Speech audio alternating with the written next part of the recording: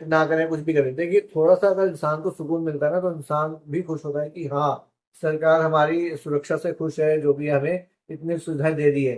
तो उनमें भी एक मोटिवेशन लेवल बढ़ता है देश की सुरक्षा करने का, जो कि आज के टाइम में नहीं होता है। आज के टाइम में मतलब ज्यादातर जो परिवार होते हैं ना अपने बेटों को फौज में भेज रहे हैं, लेकिन उन्हें वो सुरक्षा नहीं मिल पाती, उन्हें वो क्वालिटी समय नहीं मिल पा रहा है फैमिली के साथ बिताने का। तो बस कुछ ना कुछ कमाने के लिए जैसे भी जिस भी रीजन से लोग फौज में भेजते हैं। देशवासियों को मुकेश अंबानी का नमस्कार। तो दोस्तों आज हम बात करेंगे फौजियों से रिलेटेड समस्याओं को किस तरह से खत्म किया जाएगा। भले ही मैं आपको उस समस्या के बारे में काफी लेट बता रहा हूँ, लेकिन इन समस्याओं पर भी सबसे पहले काम किया जाए। तो क्योंकि जो हमारे फौजी लोग हैं, जब तक उन्हें सुविधाएं नहीं मिलेंगी तब तक हमारा देश कैसे सुरक्षित रह पाएगा। तो इसीलिए उनसे रिलेटेड जो भी जैसी भी समस्याएं हैं, जो मुझे पता है मैं आपको उन समस्याओं को खत्म करने के बारे में बताऊंगा। लेकिन जो समस्या मुझे नहीं भी पता है, जैसे जैसे उनसे पता लगेगी उन समस्याओं को भी खत्म किया जा सकता है। डेफिनेटली अगर हम चाहें ईमानदारी से तो उन समस्याओं को खत्म किया जा सकता है। तो अभी हम सबसे पहले समस्याओं के बारे में बात करेंगे। सबसे पहले हम जो देखते हैं वो ये है कि फौजियों को 12-12 पता नहीं कितने घंटे की उन्हें ड्यूटी करनी पड़ती है। साथ ही साथ उन्हें इतनी ठंड में या बहुत ज्यादा गर्मी में मतलब लगातार खड़े रहना पड़ता है, जिसकी मतलब उन्हें आदत हो जाती है या नहीं होती है वो तो नहीं पता।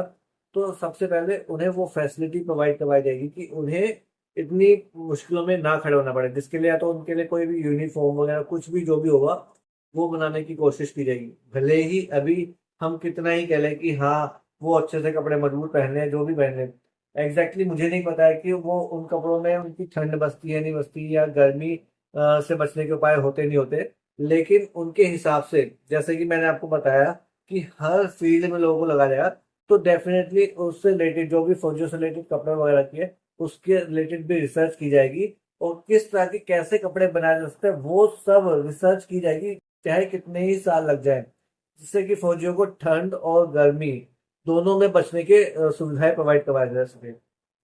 और साथ ही साथ उन्हें 8-8 घंटे की शिफ्ट में भी बांटा जाएगा, जिससे कि उन्हें नींद भी मिले। और साथ ही साथ जब उन्हें परिवार के लिए छुट्टी चाहिए, जैसे कभी कोई शादी हो रही है घर में, जैसा कि हम कई बार सुनते हैं फिल्मों में जैसा भी होता है कि घर में कोई शादी वगैरह होती है तो फौजी अपने घर भी नहीं आ पाते हैं उन छुट्टियों में। तो वो भी सुविधाएं दी जाएंगी कि किसी भी घर में कोई भी शादी होती है फौजियों के घर में, तो वो समय अपने परिवार के साथ बिता सकें। और साथ ही साथ कोई त्योहार होता है कुछ भी होता है, मैं कहता हूँ हर साल तो नहीं, लेकिन एटलीस्ट किसी किसी साल उन्हें भेजा जाए।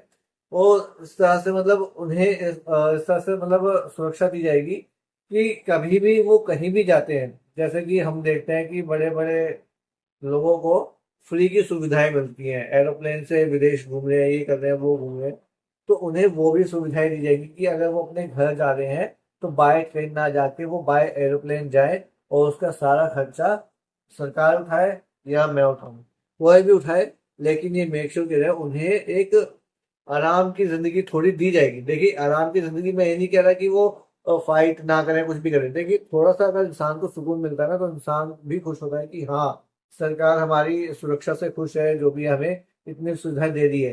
तो उनमें भी एक मोटिवेशन लेवल बढ़ता है देश की सुरक्षा करने का, जो कि आज के टाइम में नहीं होता है। आज के टाइम में मतलब ज्यादातर जो परिवार होते हैं ना अपने बेटों को फौज में भेज रहे हैं, लेकिन उन्हें वो सुरक्षा नहीं मिल पा रही, उन्हें वो क्वालिटी समय नहीं मिल पा रहा है फैमिली के साथ बिताने का। तो बस कुछ ना कुछ कमाने के लिए जैसे भी जिस भी रीजन से लोग फौज में भेजते हैं, तो वो सभी समस्याओं को खत्म किया जाएगा। सबसे पहले उन्हें घर परिवार के साथ, अगर वो साल में सिर्फ 1 महीना ही बिता पाते तो 2 या 3 महीने उनके साथ समय बिताने का मौका दे देगा, जिसके हिसाब से प्रॉपर नियुक्ति भी की जाएगी इन फौजियों की।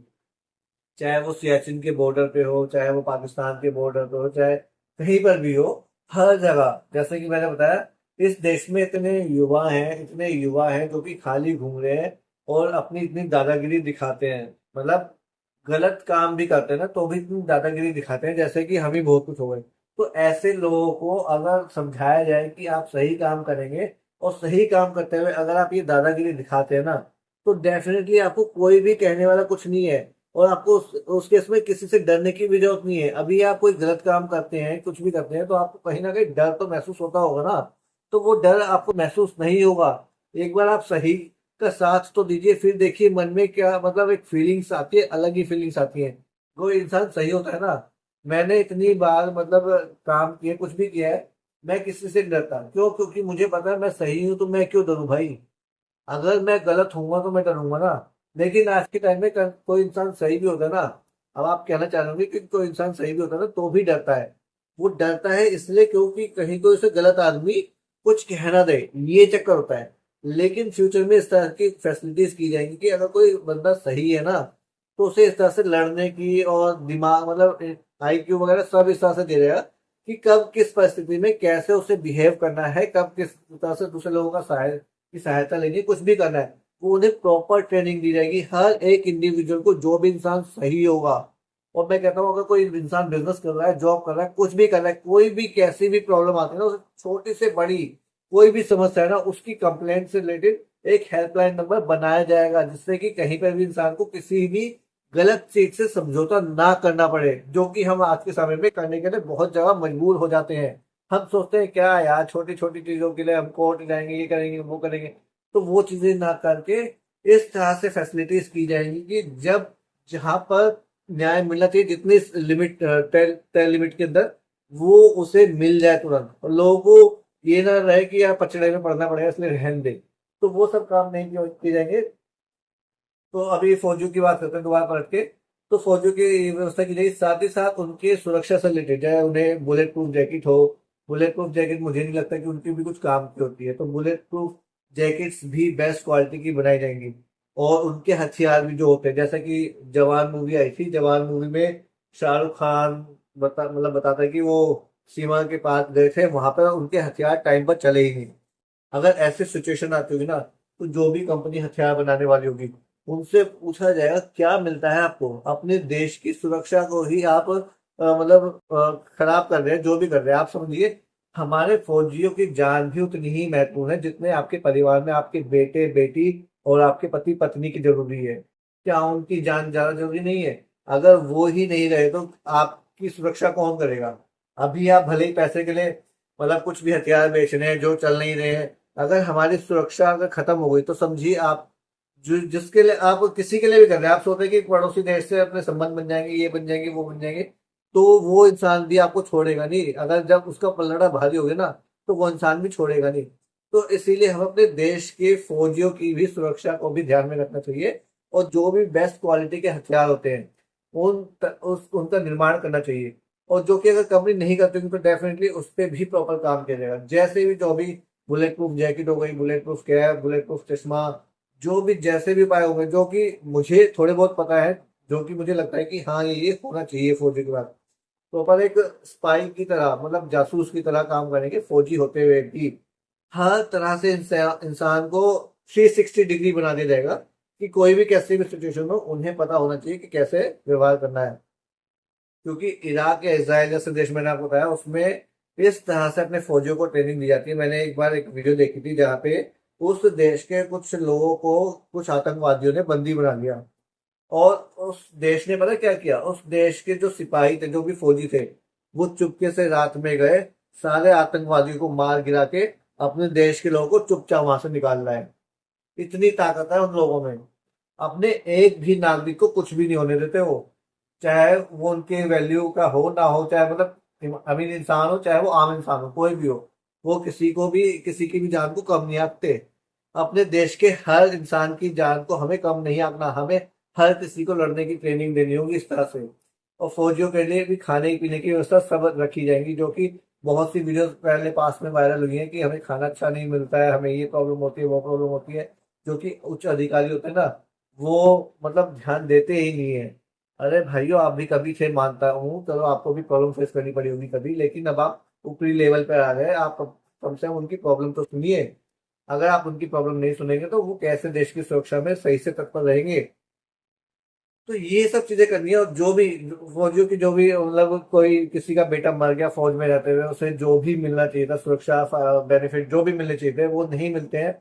उन लोगों को लगाया जाए जो कि इमोशनली होंगे, उन लोगों की अच्छे से कहानी सुनेंगे जो कि उनके साथ बीता हुआ एग्जैक्टली, और उनके साथ दुख बांटेंगे। जैसे कि ये नहीं है कि जो इमोशनल नहीं हो उन्हें नहीं भेजा जाए, जो इमोशनल होंगे सिर्फ उन्हें ही भेजा जाए, जिससे अगर उनकी आंखों में आंसू आ रहे तो वो भी उनके साथ रोए। क्योंकि दुख दर्द बांटने से ही कम होता है।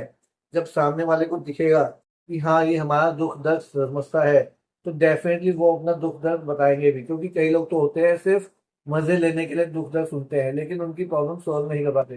तो जो भी जैसे भी अगर फाइनेंशियली किसी भी तरह से इंसाफ दिलवाना होगा वो दिलवाया जाएगा। लेकिन अगर कोई इमोशनल लॉस है तो देखिए उसकी कमी तो पूरी नहीं कर सकते। बिल्कुल उन्हें समझाया जाए कि भविष्य में अगर आपके साथ कुछ भी कैसी भी प्रॉब्लम आती है आप हमें बेझिझक बता सकते हैं, जिसके लिए भी एक डेडिकेटेड टीम बनाई जाएगी। तो देखिए फौजों से रिलेटेड मैंने आपको जो भी समस्याएं होती है, चाहे हथियार से रिलेटेड हो, चाहे वो सुरक्षा से रिलेटेड हो, चाहे वो धूप गर्मी सर्दी कोई भी किसी से रिलेटेड हो, उन्हें छुट्टियों से रिलेटेड हो, वो सब समस्याएं हम फौजियों की खत्म कर सकते हैं और इन्हें भी खत्म किया जाएगा। जैसे जैसे जो भी चीजें होंगी ना, उन फौजियों के परिवार वालों से मिला जाता रहेगा, और जैसे भी जो भी उपाय किए जाने होंगे वो जरूर किए जाएंगे। क्योंकि हमें अपने देश के डिफेंस सिस्टम को भी मजबूत करना है, जो कि बाहरी ताकतों से लड़ सकें। उन्हें बेस्ट ट्रेनिंग दी जाएगी।